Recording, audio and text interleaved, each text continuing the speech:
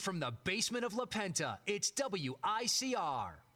Hello, everyone. Welcome back to the Sports Fall Jersey. Joe Archino back here, and I just have to give another thank you to my family, all my friends, Big Shot Rob for last night finishing the last official Sports Fall. Now, I didn't really want to come in today and really come on the air because it's just not the same. We had the best finish I ever could have possibly imagined to the show last night. Rob and I really, it was meaningful. It was everything you could possibly have imagined it would be after 4 years of doing the show together. So I'm in here today just to do one more segment, just solo, just to kind of get the Champions League breakdown out of the way because I know a lot of people have been asking who I'm picking for that. So I just wanted to come in here and do that quick one. But again, I said it on the show last night with Rob, and I always mean it. It's just not the same when it's not the two of us, when Rob's not over there sitting in that chair.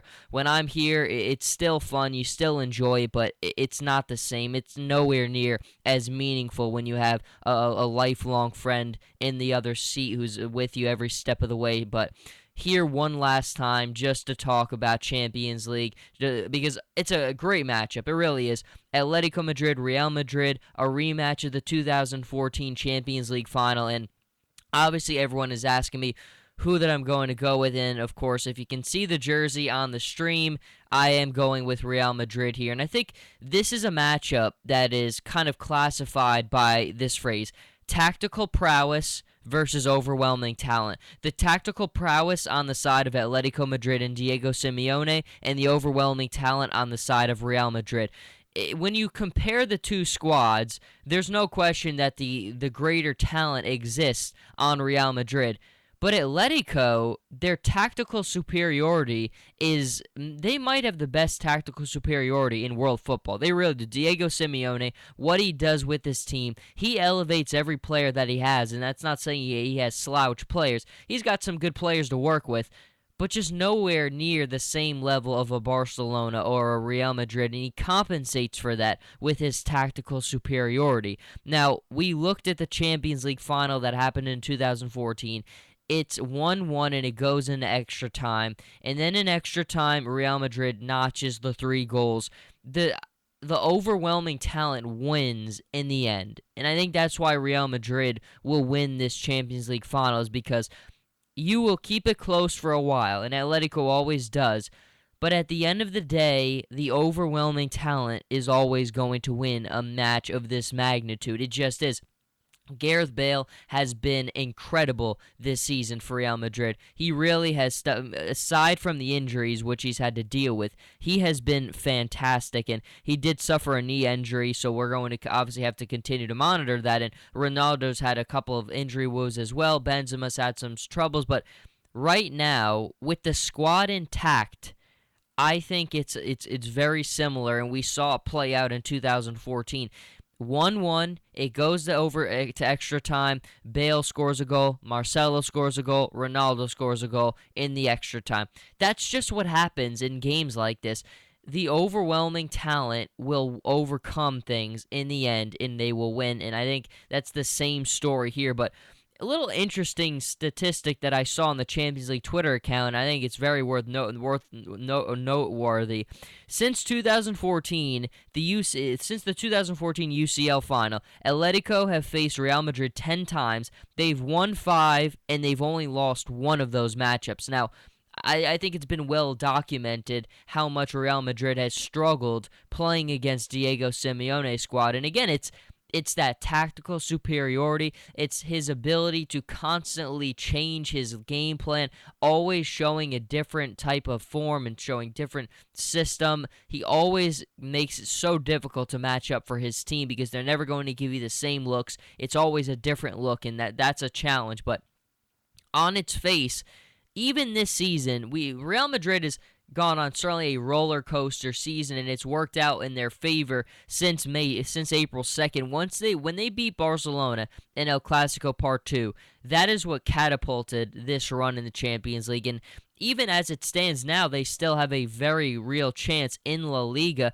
We kind of see weekend after weekend now where Real Madrid has been in first place, and then Barcelona and Atletico Madrid win, and that it kind of changes it back up. But Barcelona is in a position where they have to win out their schedule. All three of the teams, Barca has to win out, Atletico has to win out, and Real Madrid have to win out in their regular season.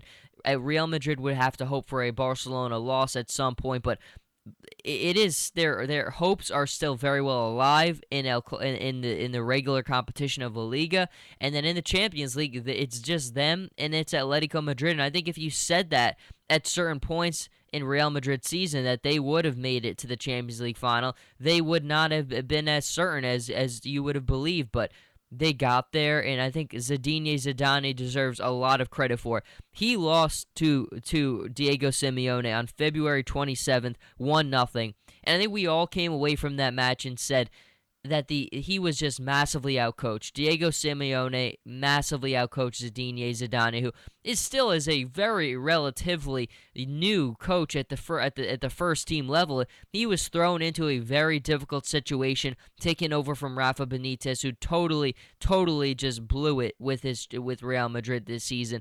And he got off to a very good start. There was a couple hiccups along the way, but on April 2nd, the El Clasico win against Barcelona, and then since then they've really catapulted themselves into this position now. And I think he kind of proved that he can win a game against a top coach when he beat Luis Enrique at home at the Camp Nou against Barcelona.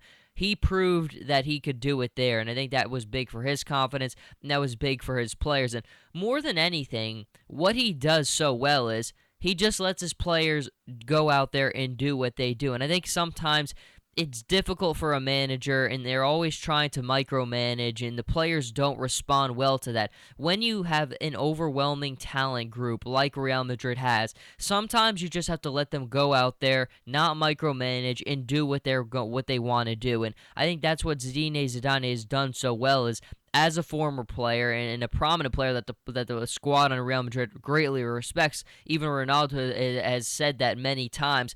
He just lets them go out there and play, and when he has to put his input, he does, but largely it's all on the players. And I think Luis Enrique for Barcelona last season got off to a very bad start, and there was a lot of reports that he was on the fence of getting sacked, but then he stopped micromanaging as much. He put the players in the position to do what they could, to do what they wanted to do, and they respond greatly, and what happened? They won the treble last season. You can't micromanage sometimes in world football. It just doesn't work at all levels, especially with clubs with egos and money and prestige that is just unsurmountable when compared to some of the other ones in the world. But I think Zinedine Zidane has done a very good job of that, and his players take very well to it. And again, you ask what I think is going to happen. I don't have a scoreline for you yet. I'll obviously have that. May 28th is going to be our Champions League final, and I will predict it for you like I did last season. I was lucky enough to get it right last season. Hopefully it will work in my favor again, but I am going with Real Madrid. And again, it's tactical superiority versus overwhelming talent.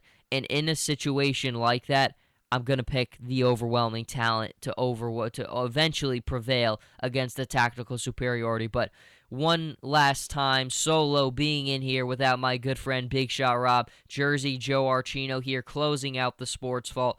Again, I didn't know if I was going to come in here, and it didn't feel the same. Last night was incredible. I really thought I would have liked to have that kind of be the last time I come in here, but it's too hard. The station here, the board here has such a pull, such a draw, and I wanted to come in here one last time and just kind of talk it over. But it's not the end. It's really never the end, and I think that's one of the great things about WICR is you're always welcome back here. Everyone who's here constantly continues to come back for radiothons, for other things, and knowing me in the way that I can never sit still. I mean, 200 segments this semester. I think it's one of those things where you can never sit still for too long, so I don't think it will be too long before I come in and I'm back into this station, but hopefully Rob will be by my side. But if last night was the way that it ended, I couldn't be happier with it, and there are just so many people to thank, and they'll get their thanks in due time. But I think more than anything, our Big Shot Rob, myself, our families, our friends that were all there to support us along the way,